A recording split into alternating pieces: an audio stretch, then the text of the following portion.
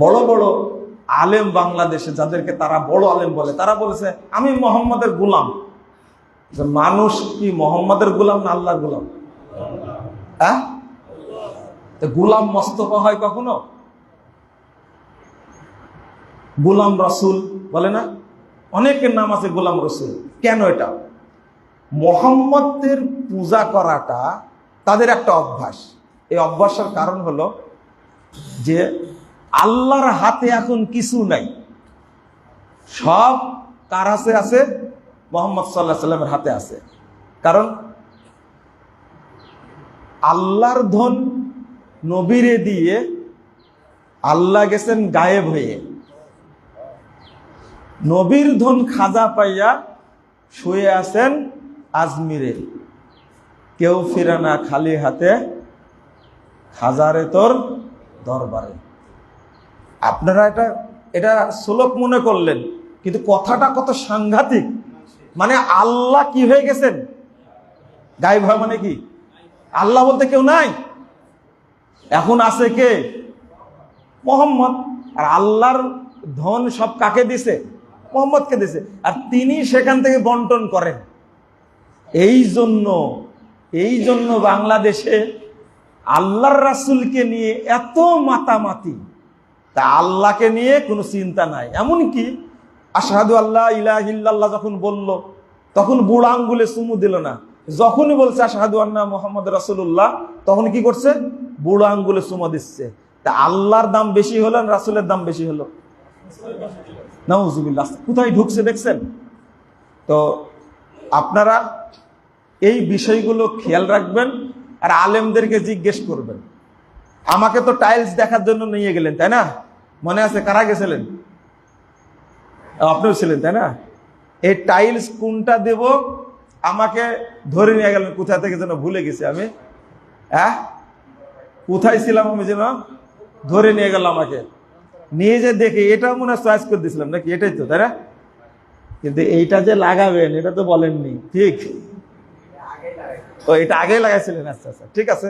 এটা আমি একটা অনুরোধ করলাম আপনাদের প্রতি, অনুরোধ করলাম এটা রাখবেন না। আমরা মহারাজপুরকে একটা মডেল মনে করি। আমার আব্বা এখনো বেঁচে আছে, মহারাজপুরকে নিয়ে আব্বা অনেক গর্ব করে, ঠিক আছে? আমরাও চাই না যে মহারাজপুর থেকে এমন কিছু হোক যেটা মানুষ খারাপ মনে করবে। আল্লাহ যেন আমাদের বুঝার তৌফিক দান করে, আমিন। আরেকটা আমি আপনাদের প্রশ্ন থাকতে পারে, আর একটা প্রশ্ন, যে এই যে বক্তব্য দিছিলাম তো দেখছে যারা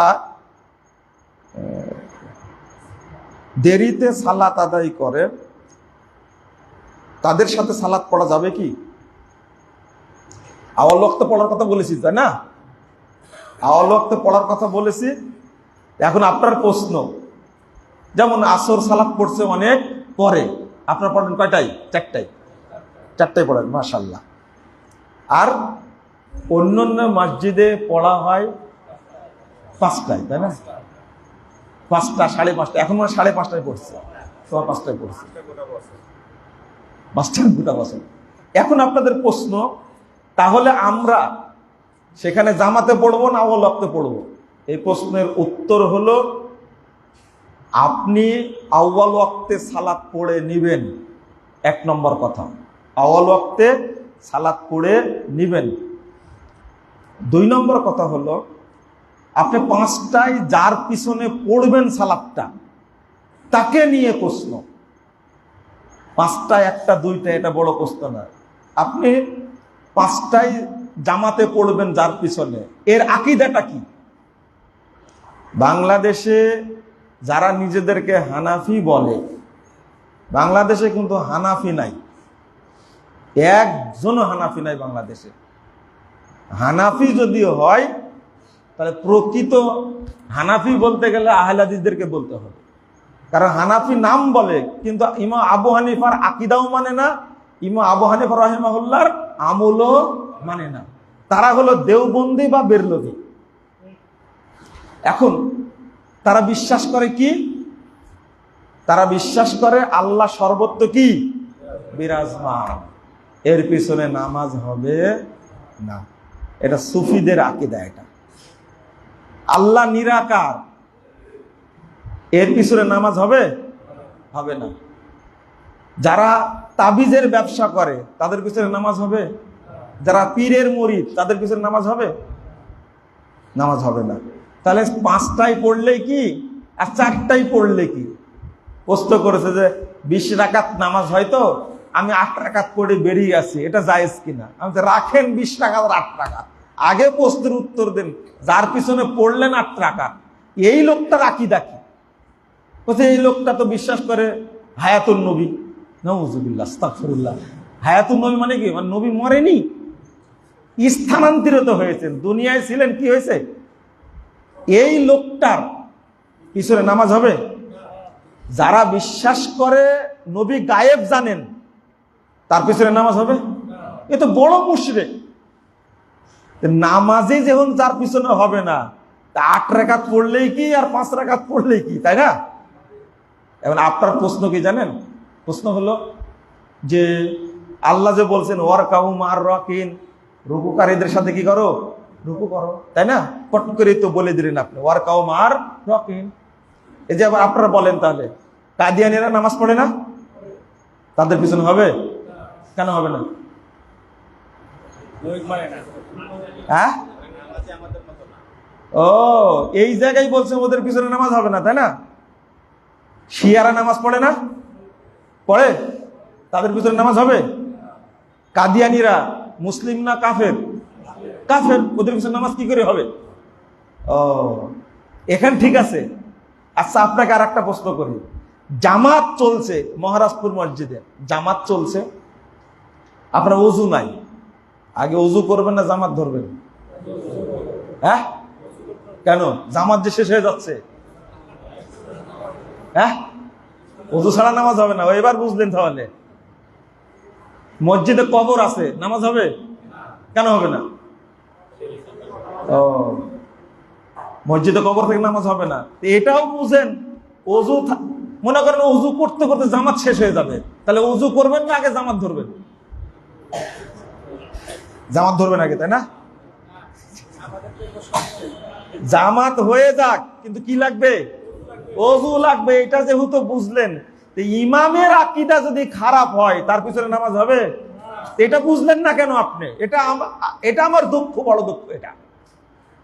ইমাম ইবনে বাসকে জিজ্ঞেস করা হয়েছিল, মাইয়া আতাকিদু আন্নাল্লাহ ফি কুল্লি মাকান হাল ইউসাল্লু খালফা, হাল ইউসাল্লা খালফা। যে ব্যক্তি বিশ্বাস করে আল্লাহ সর্বত্র বিরাজমান, তার পিছনে কি নামাজ হবে? জিজ্ঞেস করেছে। তিনি উত্তর দিচ্ছেন, মাইয়া আতাকিদু আন্নাল্লাহ ফি কুল্লি মাকান ফাহুয়া দাল্লুন মুজিল্লুন কাফিরুন। যে বিশ্বাস করে আল্লাহ সর্বত্র বিরাজমান, সে পথভ্রষ্ট, সে মানুষকে পথভ্রষ্ট করে, সে কাফের। লা ইউসাল্লা খালফা, তার পিছনে নামাজ হবে না। ওয়ালা ইউত্তাখাযু ইমামা, তাকে ইমাম বানানো যাবে না। বাল ইয়াজিবু আলাল মাসউলিন আন ইউবাইদুহু, বরং কমিটির দায়িত্বশীলদের উচিত এই ইমামকে বিতাড়িত করা। নাউযুবিল্লাহ, আস্তাগফিরুল্লাহ, আস্তাগফিরুল্লাহ। বলেন তাহলে, কথা তো পরিষ্কার, তো আপনি বুঝবেন না কেন? আশা করি বুঝার চেষ্টা করবেন ইনশাআল্লাহ।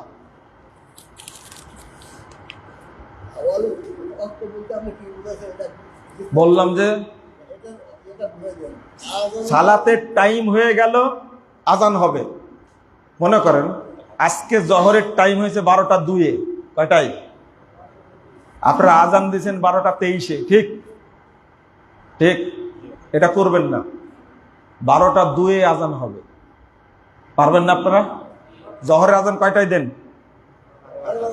কয়টায় দেন? 12:30টায়। কেন? মহারাজপুরের লোক না আপনারা। আমার আব্বা সারা বছর সাহারির আজান দেয়, জানেন? সারা বছর, রমজানে তো দেয়, সারা বছর চলছে আজান, সাহারির আজান। যে সুন্নাত আমরা যদি প্রতিষ্ঠা না করতে পারি, তো বেদাতিরা করবে? চালু করে দাও, কে কি করে দেখছি। একজন চালু করলে দেখা দেখে আরো কি চালু হবে। একবার টাইম হয়ে যাবে, আজান দিয়ে দিবেন। আচ্ছা, মুসল্লিদেরকে আপত্তি আছে এটাতে? আপত্তি আছে? টাইম হয়ে যাবে, যেমন আসরের সালাত পারেন, তাই না? কত সুন্দর। আগেও মারি দেন, জোহরে মানে ফজর তো ঠিক টাইমে পড়েন, তাই না? আসর ঠিক টাইমে পড়েন, ফজর ঠিক টাইমে পড়েন। আচ্ছা, একটা কাজ করলে হয় না? যেহেতু জোহরের আজান 12টা 2 মিনিট আর দিচ্ছেন কয়টায়? 12:30টায়। এই মাগরিবের আজানটা একটু পরে দিলে হয় না? হয় না? কেন হবে না? ও মাগরিব কি আলাদা নামাজ? না না না, আপনারা কোনো অভিযোগ করবেন না। শুনেন, আমি বলি, থামেন, দেড়টাই বলে, থামেন থামেন। এই মানুষের জামাতে হাজির হওয়ার শর্ত না দিন মানাটা শর্ত? এক ব্যাংকে গেছি, ব্যাংকের ম্যানেজার আহলে হাদিস, আমি বললাম যে কয়টায়